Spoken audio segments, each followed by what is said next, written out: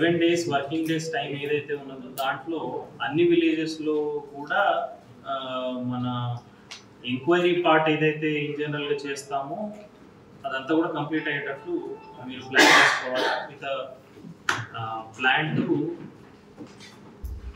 Complete all this stuff once the software enables to dispose cases.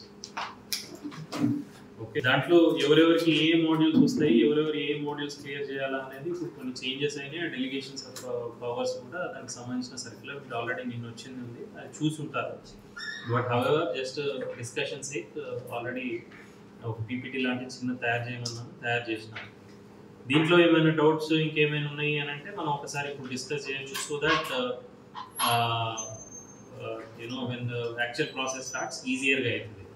ఇప్పుడు next 1 వీక్లో మనం చేయాల్సింది మీ జీపీ వైజ్గా ఎన్ని టీమ్స్ మీరు ఫామ్ చేసుకోవాల్సి వస్తుంది, టీంలలో ఎవరిని పెడతా ఉన్నారు, పెట్టిన టీమ్స్ కి వాళ్ళ వర్క్ ఎట్లా డెలిగేట్ చేస్తున్నారు, మీ దగ్గర పెండింగ్ కేసెస్ తహసీల్దార్ దగ్గరలో డిస్పోజ్ అయ్యేవి ఏమున్నాయి, ఆర్డీఓ దగ్గర డిస్పోజ్ అయ్యేవి ఏమున్నాయి, కలెక్టర్ దగ్గర డిస్పోజ్ అయ్యేవి ఏమున్నాయి, అవన్నీ మీ ఆపరేటర్స్ని పెట్టుకొని కూర్చుంటే దాంట్లో దేని బేసిస్ మీద అనేది వాళ్ళ డెలిగేషన్స్ రాసి ఉన్నాయి.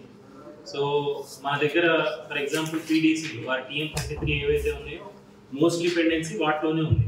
More than I think around 60 to 70% of the pendency, 70 or 80% of the pendency TM33లోనే ఉంటుంది. దాంట్లో లెస్ దెన్ 5 lakhs ఉన్నాయన్నీ కూడా ఆర్డీఓకి డెలిగేట్ చేయడం జరిగింది. మన దగ్గర 5 lakhs దాటి ఉన్నటువంటి TM33 కేసెస్ ప్రాబబ్లీ 2 to 5% ఉంటాయో తక్కువ ఉంటాయి. సో నా దగ్గర డిస్పోజ్ చేసే ఓన్లీ 2% ఆఫ్ TM33 ఉంటాయి. మిగిలినవి మీరు మీ ఆర్డీఓ గారు కలిపి డిస్పోజ్ చేయాల్సిన కేసెస్.